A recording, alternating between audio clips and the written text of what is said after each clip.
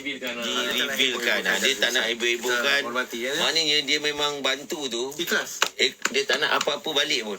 Dia memang ikhlas. Dia tolong Diki. Dia memang tak payah nak up dia lah. Dia kata rezeki Allah tu luas, ada.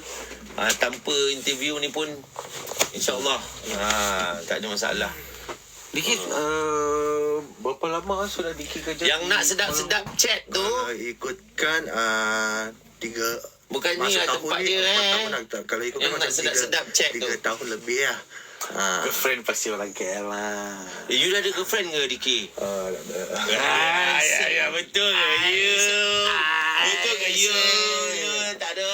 Kan tak ada girlfriend you. You jangan bapak. 8.9 9,000 tu views. Diki 9,000 views. Say hi Diki, kita punya you sekarang sudah jadi banyak peminat tau you. Ini untuk sementara sajalah itu kan. Betul. Diki, Era punya TikTok follow pun sekarang sudah jadi 3 million. Sekarang.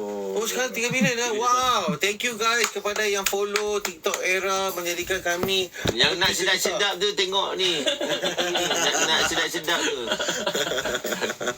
10,600. 10,600. Lagi banyak aku tekan lagi naik pula.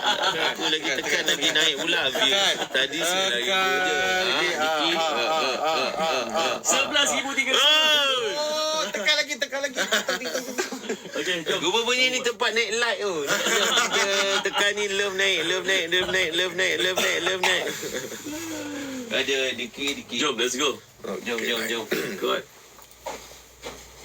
Era radio nombor 1 paling legit.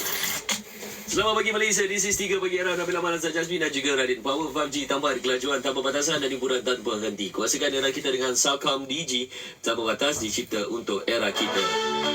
Okey, baru ni FYP dan juga viral kisahnya seorang brother mekanik motor ataupun lebih dikenali sebagai Abang Minyak Hitam membantu seorang brother kita namanya Diki yang asal dari Sabah, yang motornya rosak, rantai dan juga sprocket problem. So bila dah tolong-tolong dah set-set apa semua, patutnya dibayar. Tetapi ada sedikit masalah kewangan dan Abang Minyak Hitam kata tak apa, dia halalkan. Dan benda tu menjadi salah satu penanda dan juga salah satu orang kata moment humanity. Betul, kemanusiaan ni dia tak perlu kira bangsa, tak perlu kira agama. Okey Diki, yang brother tu you ada contact? Brother tu ada masih ada lagi kontak. Sekarang kawan dengan dia lah. Kawan dengan dia lah. Cuma dia sekarang ni dia pun agak busy sikit lah. Okey. So kadang-kadang nak call dia pun agak busy. So saya pun tak nak ganggu sangat. So tunggu Motor rosak lagi lah. tunggu nanti yang case yang pasal viral ni nanti slow down sikit baru Okey. baru Sebenarnya you punya yang motor rosak ni bila jadi? kalau ikutkan hari tu hari Rabu saya kerja. Minggu lepas. Betul? Baru lagi kan? Minggu lepas. Minggu lepas lah. Hari Rabu tengah malam. So Pukul berapa? Time yang kejadian tu 11.30.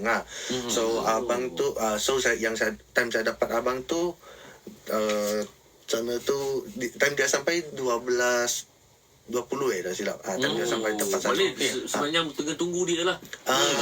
Tak, kalau tunggu pun tak tunggu lama, 20 minit saya tunggu. Okey. Yang masa sebelum tu saya kontak foreman lain.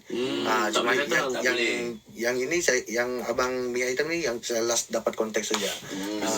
Kenapa you tak kontak sama I? Dah ada nombor you. You kan sibuk jadi manager. You nak jadi manager Diki ke? Mana tahu boleh sebab dia ada petik nama I tu tadi Minyak Hitam.